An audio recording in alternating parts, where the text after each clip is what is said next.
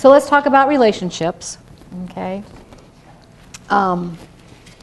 It's that home base. It's that feeling of security and safety.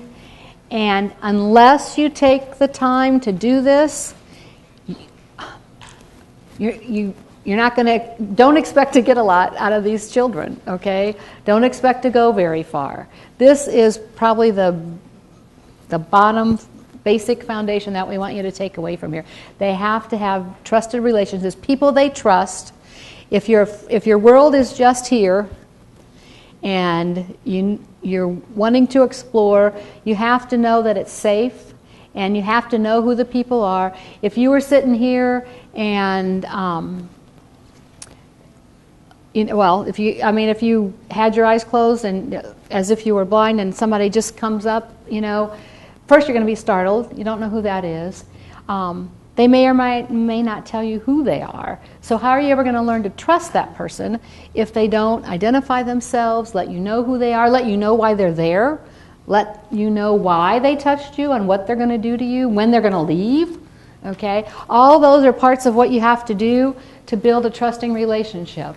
But once that relationship is established with family members, with some of the key providers in the child's life, then you're going to be able to facilitate access because they trust you and they will, I'll try that because this is Mary. I know she's not going to hurt me. I know who she is. She told me who she is. And if she thinks I should play with that toy, well, by George, I think I'll try that. It's just key. It's just so key. Respect. All people deserve to be treated with respect, and that's part of that. When I came up to you, you want to find a way to let these children know that you're there in a non-threatening way. And we're going to talk about some ways to do that.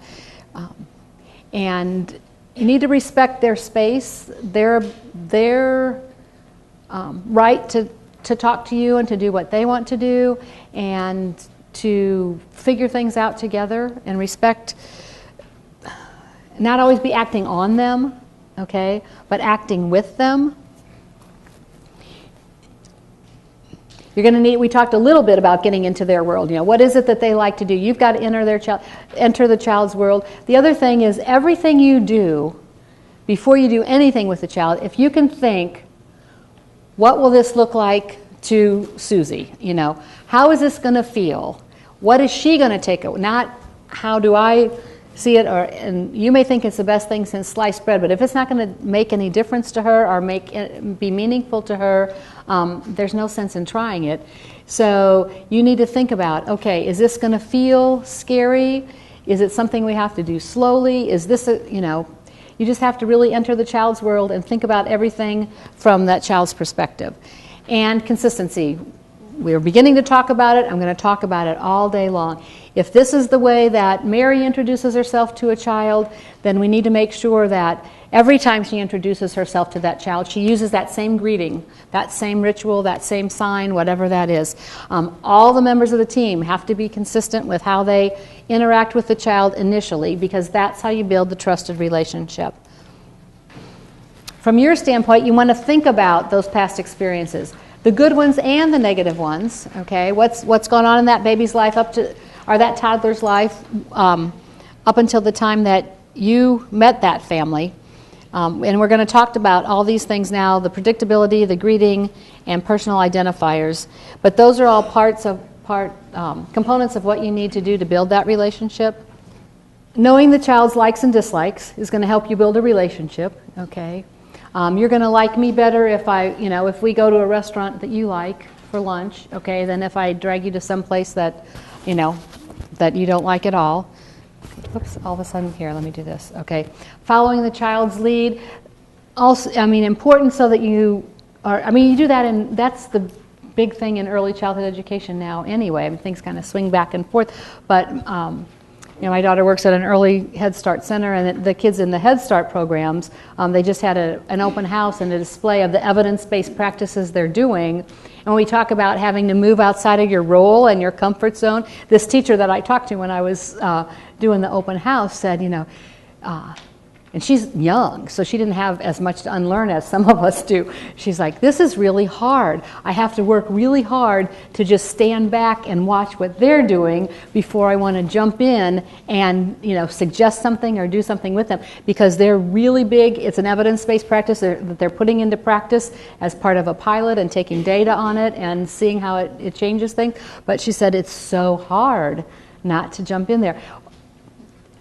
There are a lot of things that, even when we're working with kids with milder disabilities, that we do, and typically developing kids in early childhood, that you kind of have to unlearn or almost do the opposite, okay? We think, in early childhood, we think stimulate, stimulate, stimulate, lots of opportunities, lots of stuff.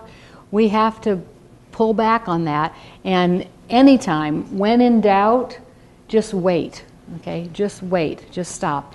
And we can, like right now, okay, we'll stop.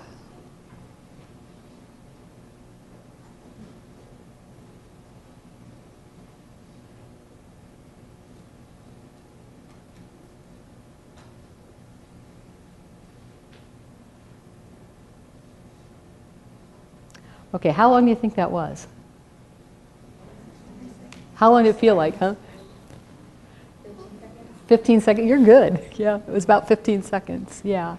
Okay, didn't that feel really, really long? And some kids it'll take as long as 2 to 3 minutes before you get that response. I don't know how much time was in that video, but it was a good bit when the boys were, trying to score back there.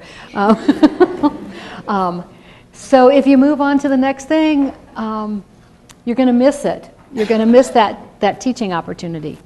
Okay. Yes. Okay, so what Megan said, I'm using the wrong one, not to over cue the child during your wait time, okay? Because when that child is processing, and she said sometimes we feel like, oh, they didn't hear me, so I'm going to say it again. Well, you've just added another task there, trying to figure that out, and the child's already needing all that time to take it in, to let it process, to figure out what to do with it, and then to respond. So if you interrupt that sequence, okay, again, you're going to, well, as Megan said, you'll probably end up having to wait even longer, because then it threw everything off. So thank you, Megan.